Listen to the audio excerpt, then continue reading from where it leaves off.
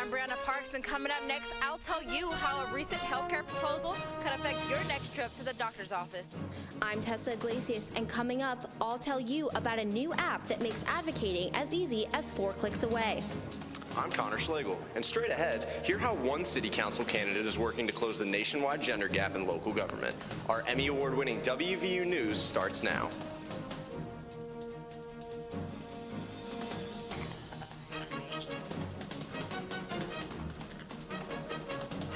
The Affordable Care Act is out and the American Health Care Act is in. Now, how will this change affect the future of health care? I'm CJ Harvey. And I'm Brianna Parks. The fight for gender equality continues. And now, one Morgantown resident is looking to be a part of the solution. These stories and more on WVU News, an Emmy Award-winning newscast produced by television journalism students right here at West Virginia University.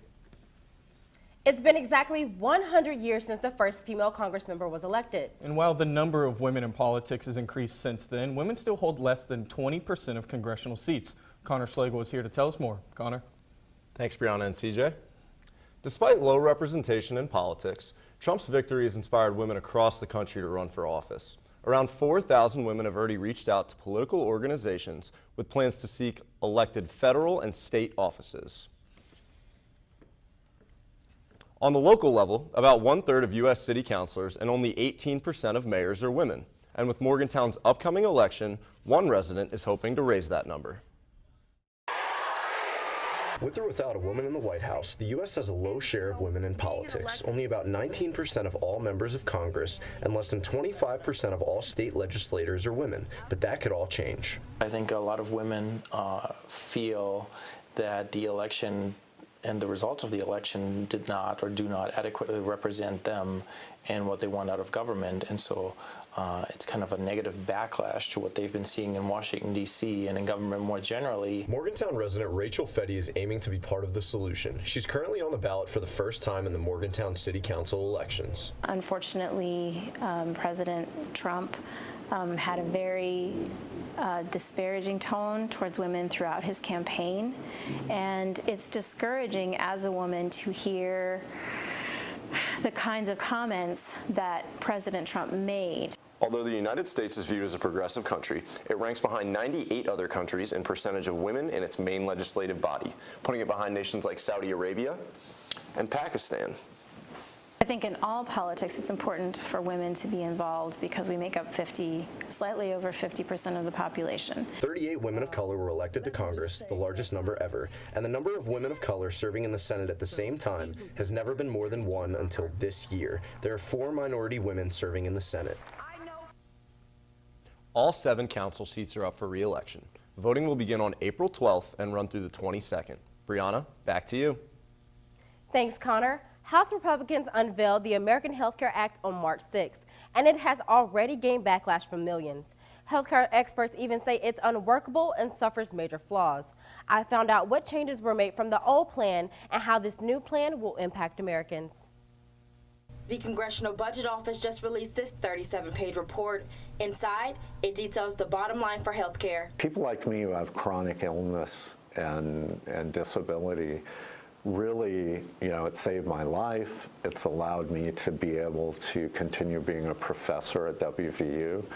I haven't missed that many days, and I've been able to have a livelihood, a job, and provide for my family and to be able to raise my children. Reports predict that the number of people without health coverage will rise to 52 million in the next 10 years compared to the 28 million if the Affordable Care Act remains intact.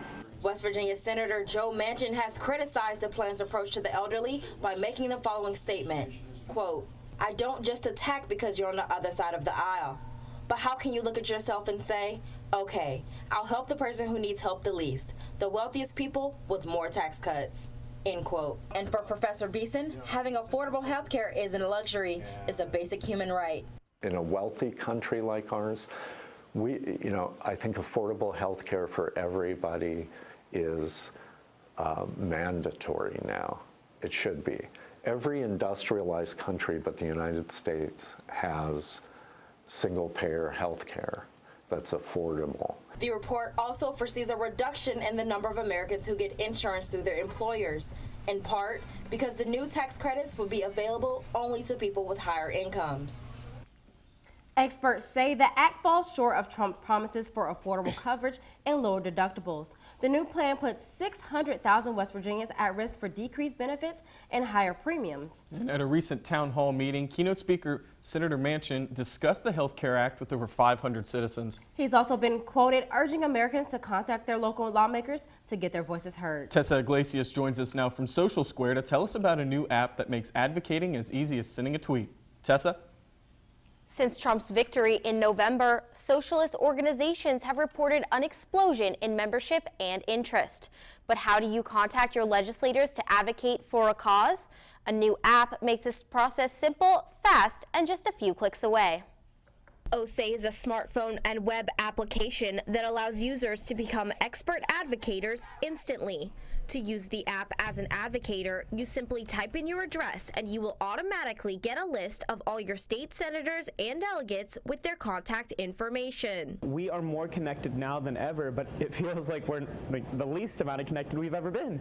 So we want to use this wonderful technology that we have to enable everyone to become expert advocates. The app allows organizations to create and launch campaigns within minutes. When you advocate for a campaign, the app provides you with a tweet and phone script telling you exactly what to say when you get in contact with your legislators. If you want to personally call a legislator to advocate, simply click on the attached phone script.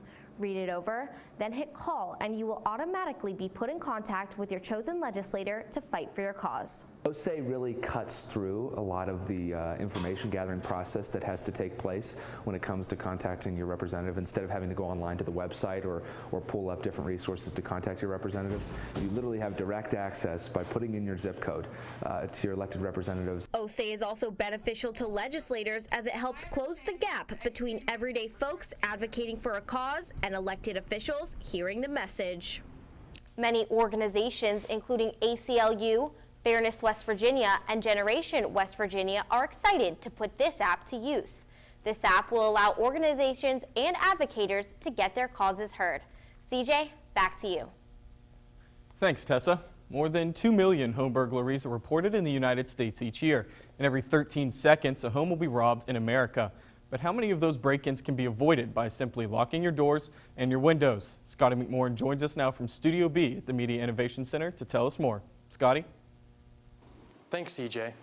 Most people don't know that criminals can burglarize a house in less than 10 minutes, and when someone's home during a break-in, things can get violent. Recently, a local resident had his house broken into and was held at gunpoint. I talked to police to see what you can do to protect yourself and your family. The number of home robberies in Morgantown has been between 25 and 30 burglaries per year since 2005. Westover Police Chief Rick Panico says that there are many reasons for this number, and there are also a few ways to lower that statistic. Half entries come through windows that are opened.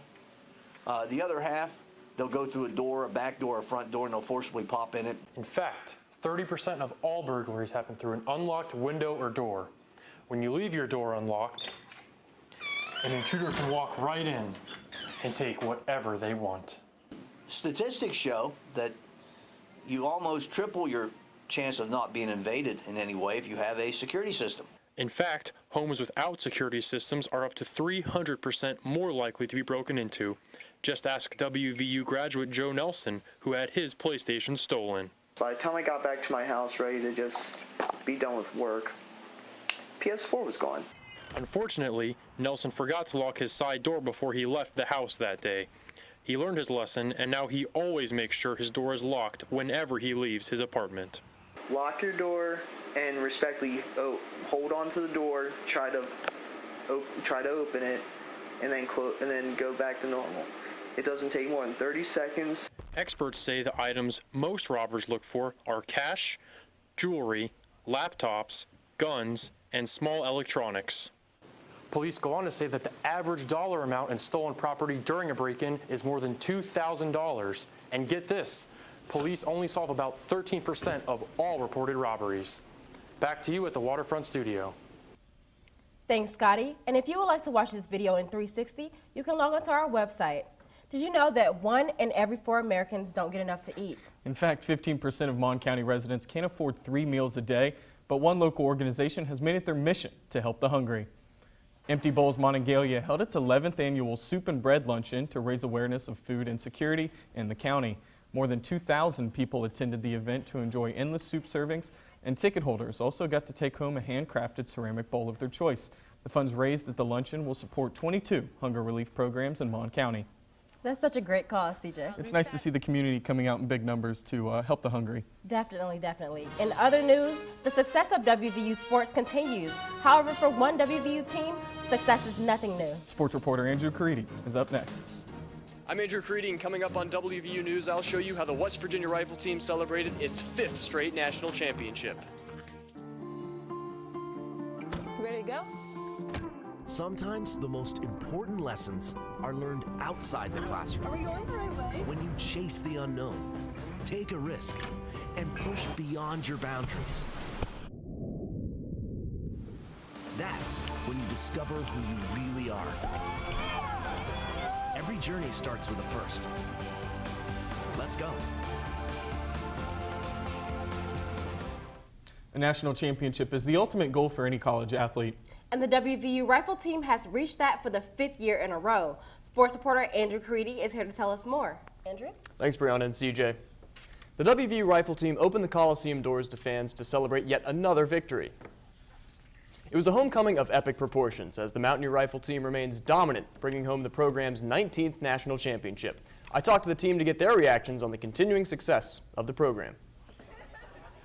It was all smiles for the West Virginia Rifle Team as they celebrated their 5th straight national title at the Morgantown Coliseum. After finishing the season 12-0, the Mountaineers capped off a landmark season perfectly at Ohio State's French Fieldhouse, securing their national best 19th title.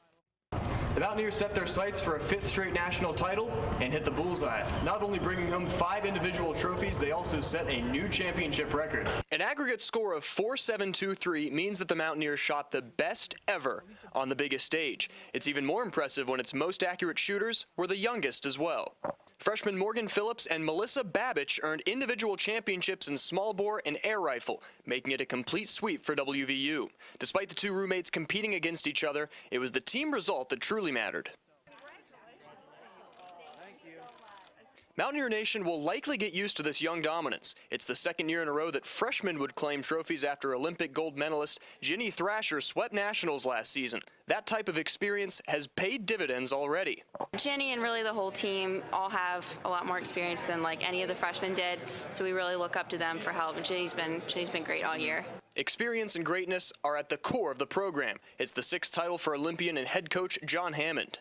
Yeah, very satisfying to get that 5th championship. We always think of it as not the first, but it's a new championship each year because it's a new team. The Mountaineers 5-peat is the 3rd in the sport since 1980, and they'll shoot for 6 next year, which they accomplished just once before, from 1988 to 1993.